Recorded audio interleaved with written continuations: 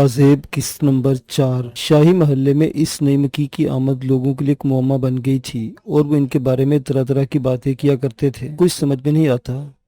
साहिब हैसियत आदमी मालूम होते हैं, शान शौकत तो बेमिसाल। कभी देखा नहीं कि कोठों पर आ जा रहे हों और फिर लेन देन के इतने खरे के एक के चार अदा करने को तैयार। फिर एक शाम मामूल के मुताबिक रबनवाज शाह अपने साथियों के साथ बाहर निकला।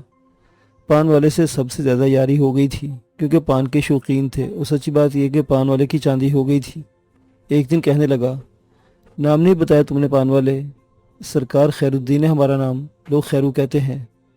देख लो, तुम्हारा पान इतना पसंद आया हमें कि तुम्हारे मोहल्ले में आवासें हैं और मोहल्ले वालों के बारे में कुछ बताओ। ज़रूर सरकार, खैरुद्दीन ने कहा और आसपास के दुकानदारों के बारे में, फिर कोठों के बारे में बताने लगा। ठीक, मोहल्ले की सरपरस्ती भी करता है कोई?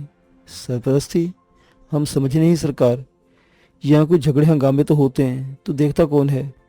झगड़े हंगामे बहुत कम होते हैं, और फिर अगर कोई बड़ा ही झगड़ा हो जाता है तो गोगिया को बता दिया जाता है। गोगिया पहलवान सारे मामला ठीक कर लेता है। हम सब महीना देते हैं सरकार। ठीक। किसी वक्त दूर से इकराम आता हुआ नजर आया। रब नवाज ने नूरशाह से कहा, नूरशाह जरा इस बच्चे को साथ ले आओ, हम अंदर जा रहे हैं। नूरशाह ने इकराम से कहा, क्या ना कहा यह अलग बात है, लेकिन वो इकराम को साथ लेकर रब नवाज के अहाते में पहुंच गया। ये अहाता बेमिसाल फर्नीचर से आरास्ता था। नूरशाह ने कहा, आ जाओ बच्चे, डरो नहीं। एकदम जैसे इकराम को करंट सा लगा। मैं किसी से डरता नहीं हूँ। रब नवाज ने मुस्कुराती निगाहों से इकराम को देख रहा था। फिर इसने कहा, तुम्हें किसी से डरने की जरूरत भी नहीं बेटा, और बैठ जाओ, हमसे दोस्ती करोगे? इकराम बैठ गया। क्या नाम है तुम्हारा? करमू। अरे नहीं, करमू भी कोई नाम हुआ? पूरा नाम क्या है? इकराम। हमारा नाम रब नवाज शाह है, लोग हमें शाह जी कहकर पुकारते हैं। अच्छा एक बात बताओ बेटा, उस दिन जब हमने तुम्हारे उस आदमी का हाथ पकड़ लिया था जो तुम्हें मारना चाह रहा था, इसने घर जाकर कुछ कहा तो नहीं तुमसे? मैं छुप गया था, इकराम ने मुस्कुराकर कहा। अरे नहीं नहीं बेटा, मर्द बनो, मर्द। मर्द कभी किसी से छुपते नहीं। आइंदा अगर किसी से कुछ झगड़ा हो तो कह देना शाहजी का दोस्त हूँ, और शाहजी अंतरे निकाल कर कंधे पर डाल देते हैं। गुलाम शाह से भी कह दूँ? उसकी ऐसी की तैसी, कोई भी हो, हमारे बेटे बन गए हो तुम। ओ ठहरो एक मिनट। रब नवाज शाह ने शिमाले खान की तरफ देखा और शिमाले खान ने अपने लिबास से एक खूबसूरत सा चाकू निकाल कर रब नवाज को पेश कर दिया। रब नवाज ने वो ग्राजदार चाकू खोला, जिसका फल आंखों को खीरा करने लगा। लो, ये हमारी तरफ से तोहफा है, जिस पर जी चाहे खोल लेना, सब ठीक हो जाएंगे। ये पहला तोहफा था जो किसी ने इसे दिया था। रख लूं? इसने बेयकीनी के अंदाज में पूछा। हाँ हाँ, तुम्हारे लिए मंगवाया है जान। और फिर रब नवाज ने इसके लिबास पर नजर डाली और अचानक इसका चेहरा मुरझा गया। इसने आवाज़ लगाई, दिलबर खान। मैं यही मौजूद हूँ शाह जी। दिलबर खान ने कहा, कोई दर्जी है आसपास, देखा तो नहीं? सुबह को हमारे जानू को कुछ जोड़े चाहिए, समझे? कैसे आएंगे ये तुम जानो, और तुम्हारा काम। बिल्कुल आ जाएंगे शाह जी, आप फिक्र ना करें। कुछ खाने को मंगवाया? हाँ जी, फजल खान साहिब गए हैं। ठीक है बेटा, अब बताओ घर बार की, कौन कौन है तुम्हारे घर में और क्या क्या करते हो दिन भर? कुछ नहीं, बस घर की सफाई करता हूँ, बावर्ची के साथ बावर्ची खाने में काम करता हूँ। घर में बाजी हैं, नन्नू हैं, बाजी गजाला और बाजी शबाना है, मैं हूँ। शाम को सारे सजिंदे आ जाते हैं जब महफिल होती है, इकराम ने कहा। थोड़ी देर के बाद फजल खान मिठाई, कचूरियाँ, कबाब, दही बड़े ले आया, जो एक मेज़ पर रखकर सजा दिए गए, और शाहजी ने इकराम का हाथ पकड़कर मेज़ की तरफ मोड़ते हुए कहा, बैठो बेटा, चलो शुरू हो जाओ। मैं? इकराम तज्जुब से बोला।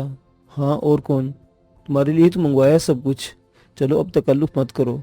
बड़ी मोहब्बत घुली हुई और रब नवाज के लहजे में उसके चारों साथी महसूस कर रहे थे कि रब नवाज के अंदर इस वक्त कोई और ही एहसास पल रहा है। इकराम ने हिचकिचाते हुए कहा, वो मुझे भूख नहीं है। लग जाएगी लग जाएगी, अगर तुमने तकल्लुफ किया तो दोस्ती ख़त्म हो जाएगी हमारी। और अगर नन्नू को खबर हो गई तो क्या होगा? मारेगी ना? हाँ। तो फिर वो चाकू किस लिए दिया है तुम्हें? कोई भी हो, तुम पर हाथ उठाए, तुम इस पर चाकू उठाओ और खींच दो नीचे से ऊपर तक। ये हमारा वादा है कि कोई भी तुम्हारा कुछ नहीं बिगाड़ सकेगा। रब नवाज के लहजे में गुर्राहट पैदा हो गई। फिर इकराम ने खाने की जानिब हाथ बढ़ा दिए। रब नवाज ने कहा, नन्नू तुम्हारी नानी है? हाँ। और तुम्हारी माँ? माँ? इकराम आहिस्ता से बोला। माँ खबर नहीं कौन है, बाजी अकेले में कहते कि तुम मुझे माँ कहा करो, और जब मैंने माँ कहता हूँ तो बहुत खुश होती हैं। कौन सी बाजी? कौसर जहाँ। اور تمہارے باپ کون ہیں؟ رب نواز نے سوال کیا اور اکرام کچھ نہ سمجھنے والے انداز میں اسے دیکھنے لگا۔ کہانیاں تو نہ جانے کہاں کہاں کی ہوتی ہیں۔ بیچارہ شمس یورپ سے آیا تھا، نہ جانے کتنے بار دل پر لے گیا اور نہ جانے کتنے داغ کسی کے دل پر چھوڑ گیا۔ داغوں کی کہانی تو پوشیدہ ہوتی ہے، لیکن کھلی کہانی بیچارہ اکرام تھا، ایک شریف زادے کا خون، لیکن ہیرا منڈی کی گلیوں میں بھٹکتا ہوا، اپنی تلاش میں سرگرداں۔ ان کہانیوں کی کوشش بھی ہوتی ہے، اور اس کوشش کے لیے قدرت نے رب نواز کی ذمہ داری لگائی تھی۔ اور جہاں تک رب نواز کا تعلق تھا، زندگی جس بڑی شان و شوکت سے گزاری تھی وہ اپنی مثال آپ تھی، لیکن بس دل کو ایک داغ لگا تھا۔ بات پھر وہی داغ والی آ جاتی ہے، اور اس داغ نے ساری سوچیں خاکستر کر دی تھی، اور وہ اس تصور کے ساتھ ہیرا منڈی میں آ کر آباد ہو گئے تھے کہ جب ایک طوائف کی اولاد ہیں تو شریفوں کو گھر کیوں خراب کریں۔ پتہ نہیں ملک اللہ نواز نے اکلوتے بیٹے کی جدائی کو کیسے محسوس کیا۔ پتہ تو یہ بھی نہیں کہ چودھری نظام الدین نے بیٹے کو ہمیشہ ہمیشہ کے لیے نگاہوں سے دور کر کے اپنے سینے پر کون کون سے داغ سہے۔ 11-12 سال ہو چکے تھے، اس سے پہلے بھی بیٹا وہیں تھا۔ خود شمس الدین کے بارے میں بھی کچھ معلوم نہیں تھا، یا بیچارے اکرام کو ایک سہارا نصیب ہوا تھا، تو ادھر گجرات کے غیاث الدین اور ان کی بیٹی عریشہ نے جانے کس غم کا شکار ہو گئے تھے۔ یہ کہانی در کہانی، یہ تانے بانے قدرت کا کھیل ہوتے ہیں۔ قدرت کی کہانیاں ادھر سے ادھر منتشر ہوتی رہیں، اور ایک اور کہانی کا آغاز ہیرا منڈی کی شمشیرہ بیگم کے کوٹھے پر ہوا۔ یہ کہانی نعمان فضلی کی تھی۔ ایک اور زندگی بہت سے تانوں بانوں کے ساتھ مشکلوں کا شکار ہوئی۔ محفل سجی ہوئی تھی۔ شیر علی، جن کا سکھر میں سچے موتیوں کا کاروبار تھا، لاہور پہنچے تو اپنا فرض پورا کرنے کے لیے شمشیرہ بیگم کے کوٹھے پر آئے۔ وہ یہاں کے پرانے مسافر تھے۔ کچھ لوگ تو ایسے ہوتے ہیں جو تماش بینی کو تماش بینی ہی سمجھتے ہیں، اور کچھ ایسے ہوتے ہیں جو یہاں دل ہار جاتے ہیں، خصوصاً نوجوان جیسا کہ نعمان فضلی۔ شیر علی انہیں بھی ساتھ لے آئے تھے، اور ایک نئی کہانی کا اس کوٹھے پر آغاز ہو گیا تھا۔ شیر علی کا نعمان فضلی سے کیا تعلق تھا اس کا تو اندازہ نہیں ہوا، لیکن 11-12 سال پہلے جس طرح یہیں اس کوٹھے پر شمس آیا تھا، اور اسی طرح نعمان خان فضلی پہنچے تھے۔ بھولا بالا خوبصورت سا نوجوان لگ رہا تھا، پہلی بار کوٹھے کی سیڑھیاں چڑھا ہے، لجایا لجایا، شرمایا شرمایا۔ اس کے چہرے کی سرخی قابل دید تھی۔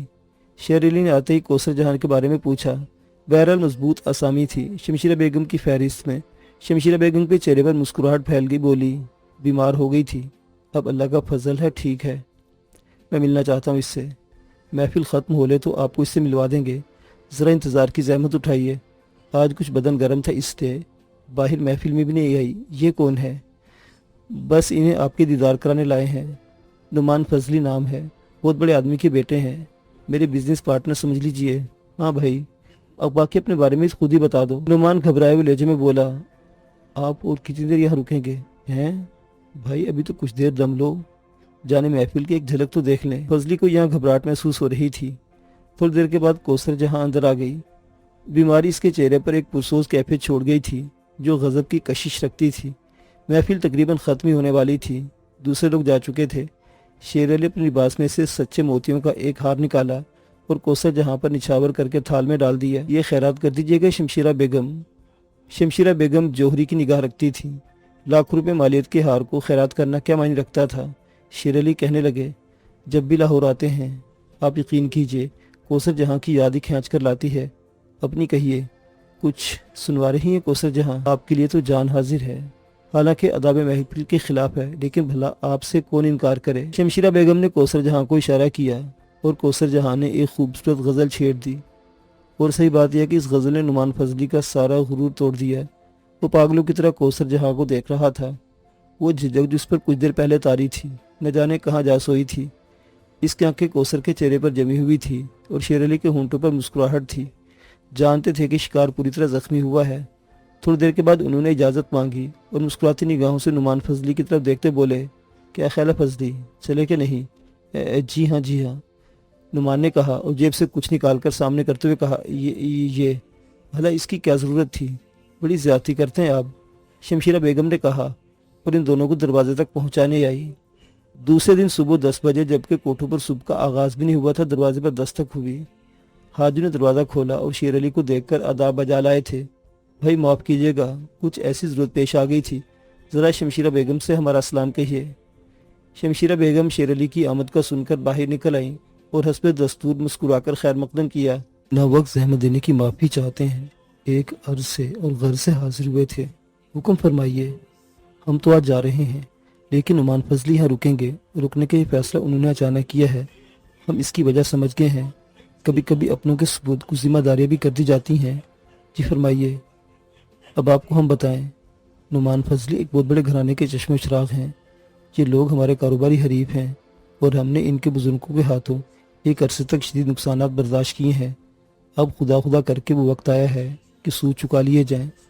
نعمان فضلی ہمارے پارٹنر ہو گئے ہیں۔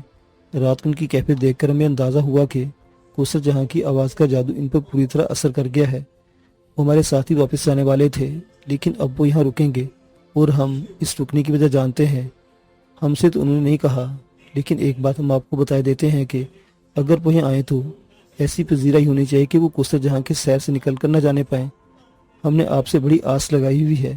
ہمارے مستقبل اور ماضی کا سوال ہے۔ شمشیرہ بیگم کے دل میں لاکھوں چراغ روشن ہو گئے تھے۔ جلدی سے بولی، شیر علی، آپ نے ایک ذمہ داری ہمارے سپرد کی ہے جو دل و جان سے پوری کی جائے گی۔ آپ اطمینان رکھیں۔ شیر علی کی باتیں کھل گئی۔ انہوں نے جیب سے ایک مخملی ڈبیا نکالی اور اسے شمشیرہ بیگم کے سامنے پیش کرتے بولے، یہ ہیرے کے آویزے ہیں، قبول فرمائیے۔ سب کچھ تو آپ ہی کا ہے، اس کی کیا ضرورت تھی؟ ہماری خوشی ہے۔ شمشیرہ بیگم نے ڈبیا ان کے ہاتھ سے لے لی۔ شیر علی کہنے لگے، اچھا تو پھر ہم چلتے ہیں، اللہ نگہبان۔ شمشیرہ بیگم گولی اور شیر علی چلے گئے، لیکن شمشیرہ بیگم کے ہونٹوں کی مسکراہٹ کی گہرائی کو کوئی جواب نہیں تھا، اور بات بالکل سچ تھی۔ شام ہوئی، محفل سجی، اور شیر علی کا کہنا غلط ثابت نہ ہوا۔ فضلی صاحب سلک کا خوبصورت لباس زیب تن کیے ہوئے لجائے شرمائے اندر آگے۔ ان کا واقعی پرتپاک خیر مقدم کیا گیا تھا۔ کہیے مزاج تو بخیر ہے؟ آپ تو شیر علی کے ساتھ واپس جا رہے تھے؟ جی ہاں، کچھ ضروری کاموں کی وجہ سے رکنا پڑا۔ میری آمد ناگوار تو نہیں گزری آپ کو؟ کیسی باتیں کرتے ہیں فضلی صاحب؟ آپ کے آنے سے دل کو جو خوشی ہوئی وہ بیان نہیں کی جا سکتی۔ آج آپ غزالہ اور شبانہ کو بھی سنیے، اور اگر آپ کا حکم ہوا تو کوثر جہاں بھی آپ کے ذوق کی تسکین کرے گی۔ بہرحال اس کے بعد محفل کا آغاز ہوا اور بڑی حسین محفل جمی۔ مہجبی کو ایک خاص انداز میں پیش کیا گیا تھا، کیونکہ اس کے لیے خاص طور پر فرمائش کی گئی تھی۔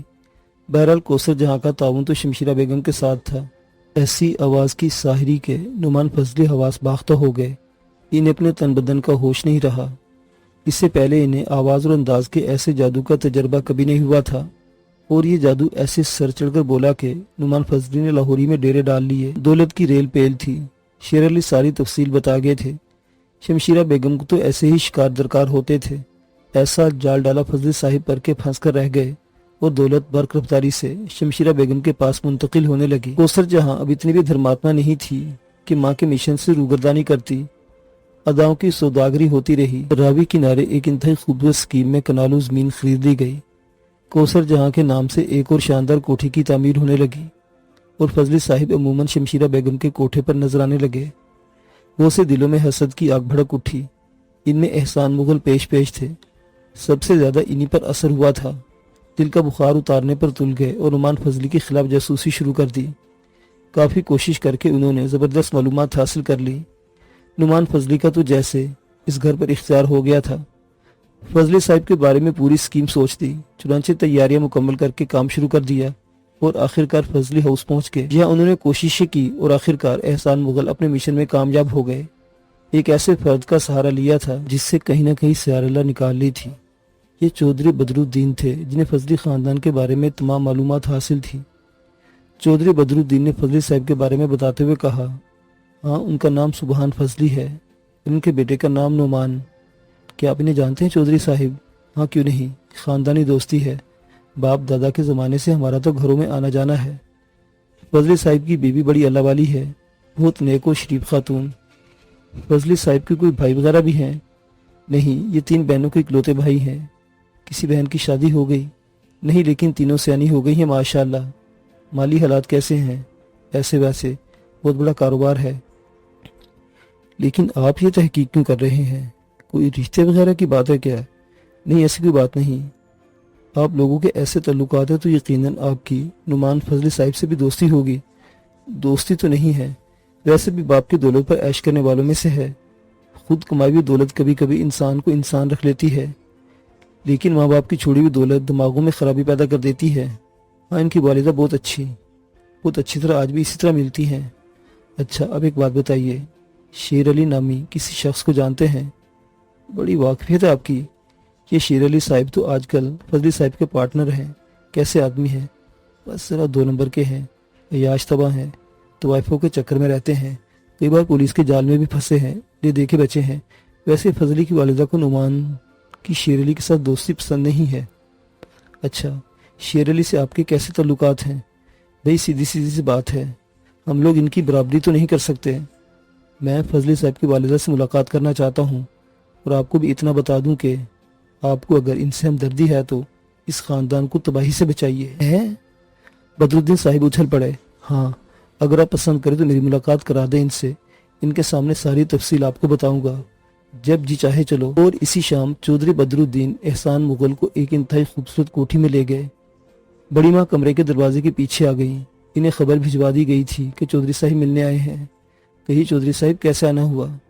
یہ احسان مغل ہیں، لاہور سے آئے ہیں، آپ سے خاص طور پر ملنا چاہتے ہیں۔ بات صرف اتنی سی ہے کہ میں بھی بہن بھائی والا ہوں، مجھے پتا چلا کہ نعمان خان آپ کے اکلوتے بیٹے ہیں تو دل نہ مانا اور آپ کو سب کچھ بتانے حاضر ہو گیا۔ بات ذرا پریشانی کی ہے۔ مولا خیر کرے، کیا ہوا؟ کیا بتا سکتی ہیں کہ وہ شیر علی کے ساتھ لاہور کیوں گئے تھے؟ کچھ کاروبار کر رہے ان کے ساتھ مل کر، 7 دن کا کہہ کر گئے تھے، اب 1 مہینہ ہونے کو آیا ہے۔ شیر علی نے بتایا کہ کسی ضروری کام سے رک گئے ہیں۔ میں سمجھ گیا، یہ شیر علی کی کارستانی ہے۔ احسان مغل نے کہا۔ میاں، بھائی میاں مجھے تو بتاؤ تو صحیح کیا بات ہے؟ نعمان فضلی کو لاہور میں کوئی کام نہیں، آج کل وہ ہیرا منڈی کے کوٹھے پر پڑے رہتے ہیں۔ کوثر جہاں نامی ایک طوائف ہے، اس کے جال میں پھنس گئے ہیں، جائیدادیں خریدی ہیں، کوٹھیاں بنوا رہے ہیں۔ اور میں آپ کو یہ بھی بتا دوں کہ شیر علی نے پہلی بار کوٹھے پر لے گئے تھے، مگر ایک بات آپ سن لیں، میرا نام بیچ میں نہ آئے۔ نعمان فضلی کی والدہ کے ہاتھوں کے تو جیسے طوطے اڑ گئے، بین کرنے لگی، سینہ پیٹنے لگی، ہائے میں لٹ گئی، میں برباد ہو گئی۔ ارے شیر علی، اللہ تجھے تباہ و برباد کر دے، تجھے موت مروڑ کر لے جائے۔ مجھے پتا تھا کہ سانپ ڈسے بغیر نہیں رہے گا۔ حوصلے سے کام لے بیگم صاحبہ، کوئی تدبیر کرے ورنہ پریشانی اٹھانی پڑے گی۔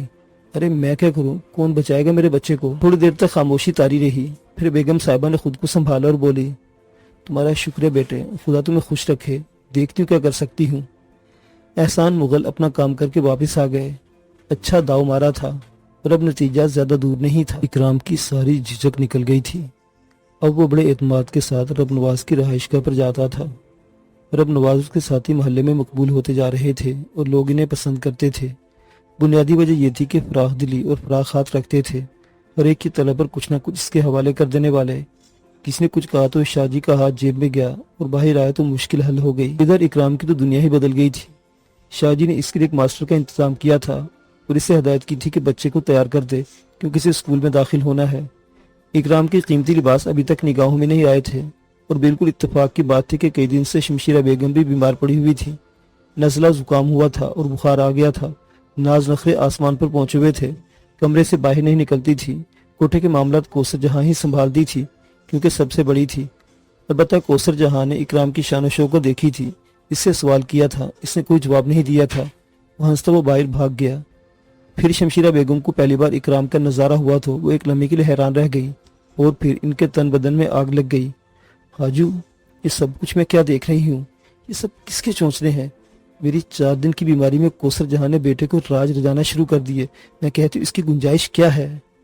ہم تو حکم کے بندے ہیں بیگم جی، زبان کھولے تو گردن کٹ جائے، پر ایسا ہوتا نہیں۔ کوٹھوں کو بھی کچھ عزت ہوتی ہے۔ یہ لڑکا جس طرح کوٹھوں کی عزت نیلام کر رہا ہے، کہتے ہوئے شرم آتی ہے۔ مطلب وہ ایک دن آئے تھے نا، نام تو پتہ نہیں کیا، لوگ شاہ جی کہتے ہیں، پوری نظر کے مالک ہیں۔ اکرام زیادہ تر انہی کے اڈے پر دیکھا جاتا ہے۔ توبہ توبہ، ارے کوثر جہاں ذرا ادھر تو آؤ، دیکھو اپنے لال کے کرتوت۔ بھیا خوب ہمارے گھرانے کا نام روشن کر دے اس نے تو، اور سر پر بٹھاؤ۔ شمشیرہ بیگم شعلوں کی طرح بھڑک رہی تھی۔ کوثر جہاں نے سب کچھ سنا، دیکھ تو رہی تھی کچھ روز سے، لیکن توجہ نہیں کی تھی ان باتوں پر۔ اس نے اکرام کو بلایا، ادھر آ، یہ کپڑے کہاں سے آئے؟ چوری کے نہیں باجی، اطمینان رکھو، بتاتے کیوں نہیں؟ معشوقی میں آ گئے ہو شاہ جی کی؟ تم سے مطلب؟ جوتی اتارو، اتنی لگاؤں کہ چندیا پر کے سارے بال اڑ جائیں۔ ارے حاجو، ذرا دماغ ٹھیک کر اس کمینے جنے کا، شمشیرہ بیگم نے گرج کر کہا، اور حاجو نے پاؤں کی جوتی نکال لی۔ سارے محلے میں بدنام کر دیا ہمیں، یہ کہہ کر اکرام پر جوتا تانا۔ اکرام تیزی سے پیچھے ہٹا، دوسرے لمحے اس کے ہاتھ سامنے آ گیا۔ गरारी के घूमने की आवाज सुनाई दी और चाकू का फल नजर आने लगा। अंतड़ियां निकालकर कंधों पर डाल दूंगा, 1 मिनट में ये जूती नीचे डाल दे। ये अल्फाज क्या थे? बम का धमाका था। खौफनाक चाकू की चमक देकर हाजू फुदक कर पीछे हट गया। बाकी अफराद का सांस बंद हो गया था। इकराम की आंखों में खून की सुर्खी थी और वो एक एक को घूर रहा था। सब लोग होश में आ जाओ, वरना नाके काट कर हाथ पर रख दूंगा, समझे तुम लोग? वो बोला और गुर्राहे हुए लहजे में बाहर निकल गया। इसके बाहर जाते ही शमशीरा बेगम ने बैन शुरू कर दिया। और चढ़ा लो बीबी सर पर, यही कराना था बेटे से। अरे आन होती है, एक तरीकाकार होता है, ऐसे कोठे बदनाम नहीं होते। अरे खुदा गारत क्यों ना कर दिया उस दिन को जब ये इस दुनिया में आया। अचानक ही कौसर जहां बेभर कर खड़ी हो गई। जुबान जरा बंद कर अम्मा, मैं देखती हूँ जरा जाकर। हाजू, हाजू कहाँ मर गए? हाजू फौरन ही सामने पहुंच गया। चलो मैं जरा शाहजी के घर जाऊंगी। क्या? हाजू फिर उछल पड़ा। भेड़ियों के भट्ट में जाएंगी? ना बाबा, बड़ा मुश्किल काम है, बड़े खूंखार आदमी है। भेड़ियों के भट्ट में तो जिंदगी गुजर गई। हाजू मेरे साथ चल के मुझे रास्ता बता दो। ठीक है जी, ठीक है, मगर कुछ होगा तो आप जिम्मेदार खुद होंगी। हाँ मैं जिम्मेदार होंगी। कौसर जहाँ गुस्से में बिफरी हुई शाहजी के घर की जानिब चल पड़ी। थोड़ा फासला तो बिफरे हुए अंदाज में तय किया, लेकिन इसके बाद दिल में एक खौफ का एहसास जागा। किसी रईस की हवेली में मुजरे का बुलावा होता तो वो इतना ना घबराती, लेकिन न जाने क्यों अब एक हिजाब सा था। वो है दरवाज़ा जी। ठीक है, दफा हो जाओ, मैं आ जाऊंगी। मैं वहाँ खंबे के पास खड़ा हूँ, जाओ। कौसर जहाँ गुर्राई और हाजू गर्दन खुजाकर वापस चल पड़ा। अहाते के दरवाजे के किवाड़ आधे भिड़े हुए थे। कौसर जाने थोड़ा सा धकेला तो अंदर का मंजर नजर आया। बरामदे में एक मंजी बिछी हुई थी जिस पर लाचे कुर्ते में मुलबू शाहजी नीम दराज थे। सामने एक खूबसूरत और कीमती हुक्का रखा हुआ था। बराबर की मंजी पर एक बुजुर्ग बैठे हुए थे जिनके सामने टोपी पहने हुए इकराम नजर आ रहा था। दरमियान में किताबें पड़ी हुई थी और इकराम हिल हिलकर कुछ पढ़ रहा था। बुजुर्ग इसे समझाते जा रहे थे। ये मंजर कौसर जहाँ के लिए इतना हैरान कुन था कि वहीं साकित हो गई। ये तो वो सोच भी नहीं सकती थी। इसी वक्त शाहजी की आवाज़ उभरी। उस्ताद जी, कोई ऐसी तरकीब भी है कि सारी किताबें इंसान को घोल कर पिला दी जाए? इसकी ज़रूरत ही क्या है शाहजी? ये बच्चा माशाल्लाह इतना ज़हीन है कि आप ज़रा देखते तो रहिए, बस मुख्तसर वक्त में कहीं से कहीं पहुंच जाएगा। मुझे तो इस बात का अफसोस है कि इतने दिन तक इसकी तालीम से क्यों गफलत बरती गई। इससे पढ़ाते हुए जी बड़ा खुश होता है। बस यूँ समझ ले मौलवी साहिब के, ये अपना लाल महल है। ये लाल महल तामीर हो जाए तो आपकी ज़िंदगी बन जाएगी। जितनी जल्दी हो सके इसे इतना चला दें कि इसे स्कूल में दाखिल करा सकूँ। इंशाअल्लाह, इंशाअल्लाह। हाँ बेटे चलो आगे चलो। कौसर जहाँ जैसे ज़मीन और आसमान के दरमियान मुअल्लक हो गई थी। क्या सोच कर आई थी और क्या देख रही थी? कौन है ये आसमान का बासी? कौन है ये फरिश्ता जिस पर बदअमाल लोग कीचड़ उछाल रहे हैं? इत्तेफाक से चादर ढलकी तो इसने पल्लू संभाला और रात कबाड़ से जा लगा, जिससे चूड़ियाँ बजी तो शाहजी ने चौंक कर दरवाजे की तरफ देखा और जल्दी से संभल कर ठीक हो गए। कौन हो बीबी? अंदर आ जाओ, कोई काम है हमसे? आ जाओ आ जाओ, अंदर आ जाओ, घबराओ नहीं, जो काम हो हमें बताओ। कौसर जहाँ झिझकते कदमों से आगे बढ़ी तो इकराम की निगाहें इसकी तरफ उठ गई और घबरा कर इसके मुँह से निकला, बाजी पढ़ो, तुम पढ़ो। बस ऐसे में देखने आ गई थी। कौसर जहाँ की आवाज़ भराई हुई थी। फिर इसने कहा, माफ़ कीजिएगा। इससे आगे हलक से बात नहीं निकल सकी थी। अरे अरे, अच्छा अच्छा, आप हमारे बेटे की वालिदा हैं? बाजी हैं आप इसकी? नहीं, मैं इसकी माँ हूँ, कौसर जहाँ ने कहा। अरे नहीं, इस तकल्लुफ़ की ज़रूरत है कुछ कौसर जहाँ, आप तो इसकी बाजी हैं। इसने हमें यही बताया था कि घर में नन्नू है, बाजी खजाला है, बाजी शबाना है और दूसरे लोग भी हैं। माँ का तज़किरा इसने कभी नहीं किया और करना भी नहीं चाहिए था इसे। माएँ तो कोठियों में होती हैं, घरों में होती हैं और सबसे ज़्यादा झोंपड़ों में होती हैं, और कोठों पर तो। रब नवाज ने जुमला अधूरा छोड़ दिया। कौसर जहाँ का गला बंद हुआ जा रहा था। रब नवाज के अल्फाज बर्छी की तरह दिल पर लग रहे थे।